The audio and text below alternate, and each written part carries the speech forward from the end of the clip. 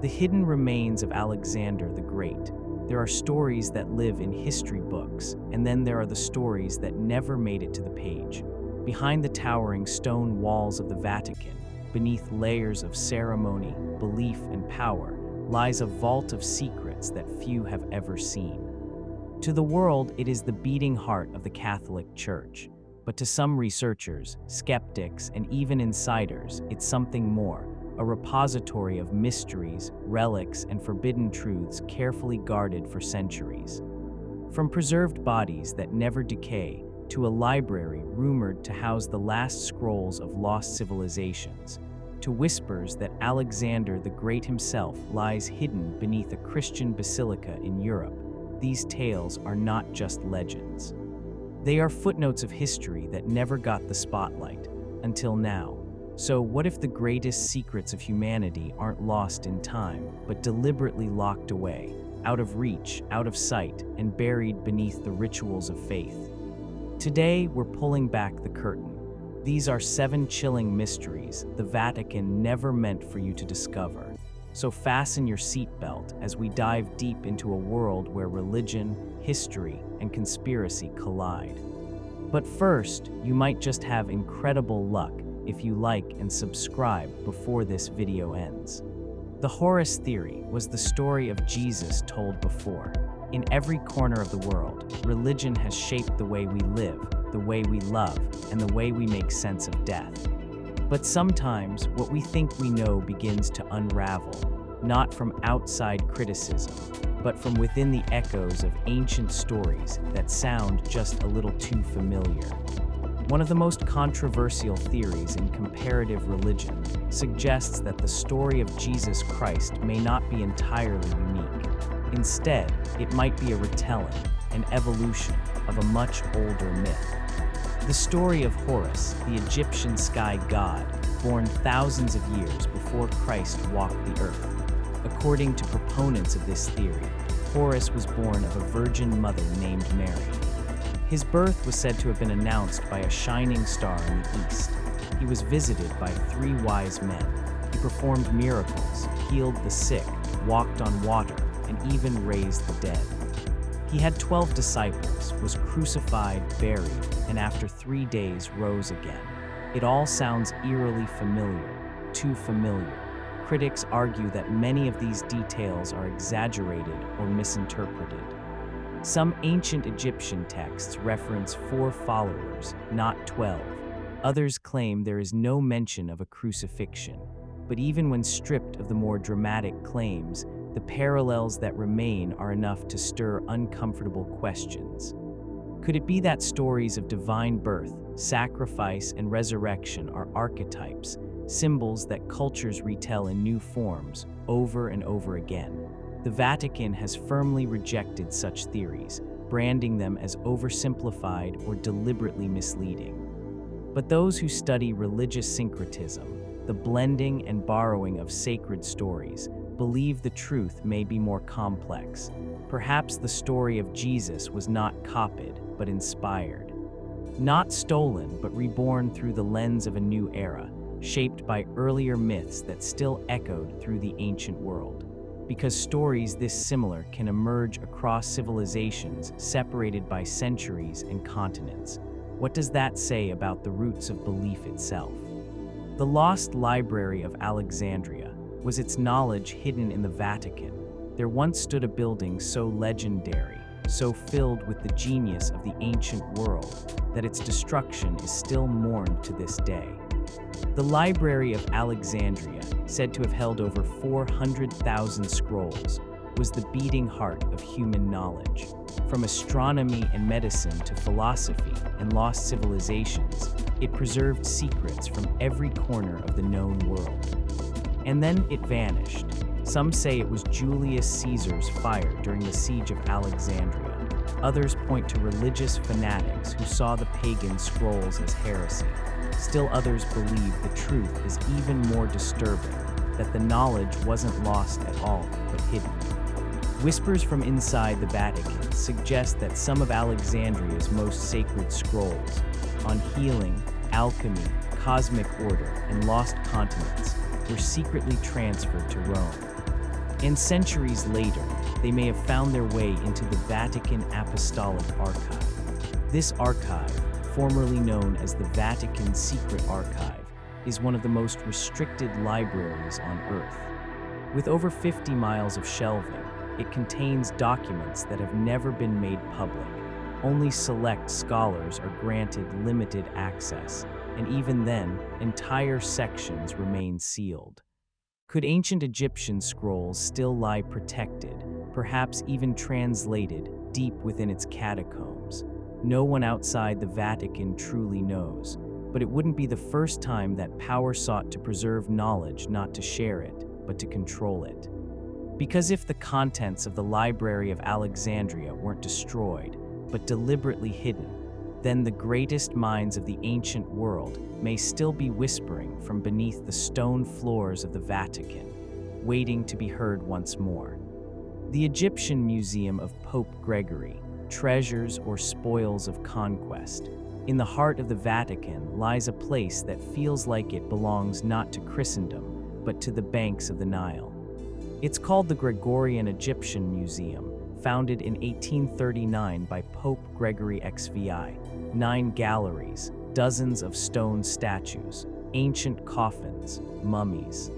Sacred artifacts once placed in tombs under the desert sun now sit beneath the candlelit arches of the Holy See.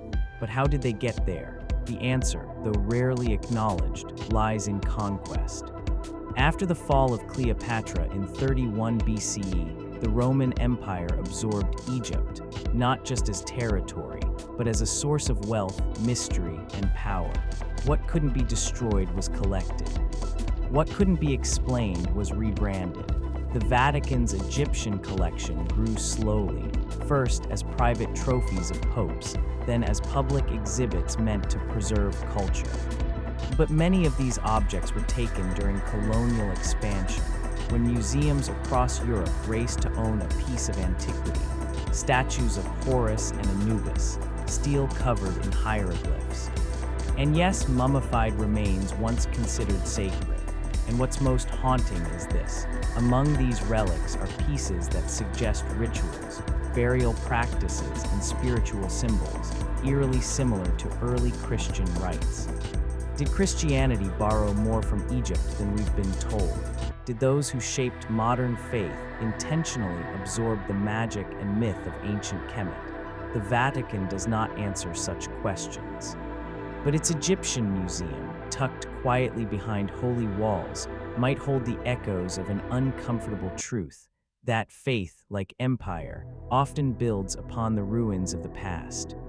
The forbidden teachings of Jesus, a gospel buried in dust. In a desert garbage heap beneath the scorching Egyptian sun, archaeologists brushed aside centuries of sand and debris, expecting little more than tax records and market receipts. But among the fragments of forgotten lives, they uncovered something astonishing: a manuscript unlike any ever read in church. Written in ancient Greek and carefully dotted for pronunciation, the text was titled The First Apocalypse of James. It had been lost for over 1,000 years, banned, condemned, and erased from biblical canon. And what it said shook everything. According to this forbidden gospel, the world was not created by a benevolent father, but by a false god, a deceiver who imprisoned human souls in the physical realm. Jesus in this vision was not merely a savior, but a revealer, warning James of the cosmic illusions surrounding humanity. No cross, no resurrection, no church, only liberation from a spiritual trap. Why was this text hidden? Why was it labeled heresy? Because it dared to challenge the foundational doctrine of organized faith. If the material world is a prison, if the divine spark within us is trapped by a creator who is not God but a warden, then the entire framework of sin, salvation, and institutional control begins to crumble. This wasn't the only gospel to suffer this fate. Dozens of early Christian texts, like the Gospel of Thomas, Mary Magdalene, and Philip, were systematically purged. Their message: that the kingdom of God lies within, and that divine knowledge comes not through ritual, but awakening. For centuries, the Vatican has guarded its archives with legendary secrecy, and though it denies suppressing truth, the question lingers. If these banned texts were simply myths, why hide them? What else lies buried beneath Rome's stone floors, waiting to be found again? Two fake mummies in the Vatican, fabricated for faith, tucked away inside a quiet chamber of the Vatican, are two solemn glass cases, each containing what, for centuries, was believed to be an authentic Egyptian mummy. They were displayed with reverence, thought to be relics of the ancient world, symbols of the Church's fascination with Egypt's mystical past. But when scientists from the Smithsonian Institution conducted DNA testing and forensic analysis, the truth came to light. These mummies were not thousands of years old. They were not even Egyptian. They were fakes. One was a man, the other a woman. Both had lived around 500 years ago during the Middle Ages in Europe. Wrapped in linen and embalmed to mimic the style of ancient pharaohs, they were products not of sacred rituals, but of human deception. Why would anyone do this? The answer lies in a forgotten craze that swept through Europe during the 18th and 19th centuries: mummy mania. Mummies were dug up, sold, ground into powder for medicine, even used as party attractions at elite salons.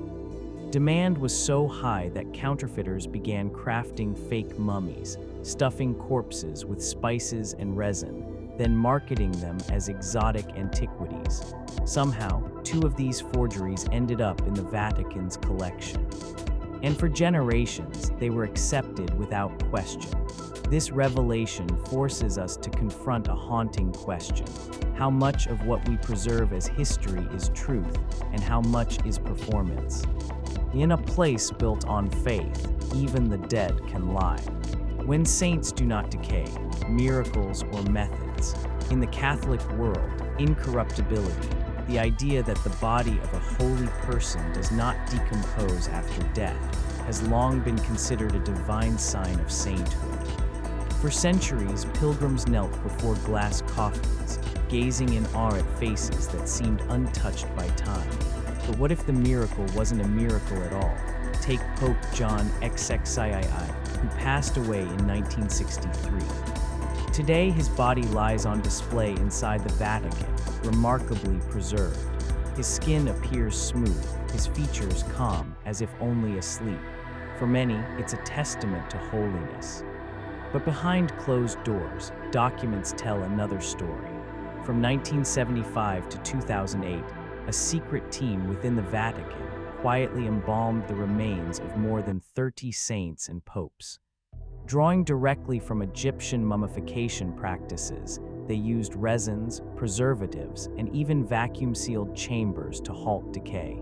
These were not miracles, they were masterful procedures, but not every attempt succeeded. In 1958, when Pope Pius XII died, Vatican embalmers tried to replicate the burial of Christ, wrapping his body in linen and sealing it away. But the body bloated. The smell became unbearable. A guard fainted. His nose fell off, and yet the faithful continued to believe. So we must ask, if a miracle is manufactured, does it still count? Or does it cross a sacred line, turning faith into theater and reverence into illusion? Behind the golden walls of the Vatican lie not only relics and rituals, but stories buried deep in silence.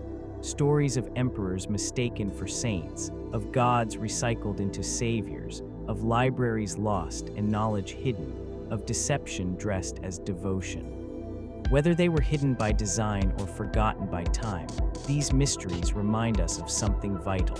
Even within the holiest places on earth, the lines between truth, power, and myth are often blurred. So, what do you believe? If this story made you question what lies behind closed doors, or what other truths history has left buried, share your thoughts in the comments below. And if you'd like to continue exploring stories like this one, don't forget to subscribe and turn on the notification bell. I'll see you again in the next video.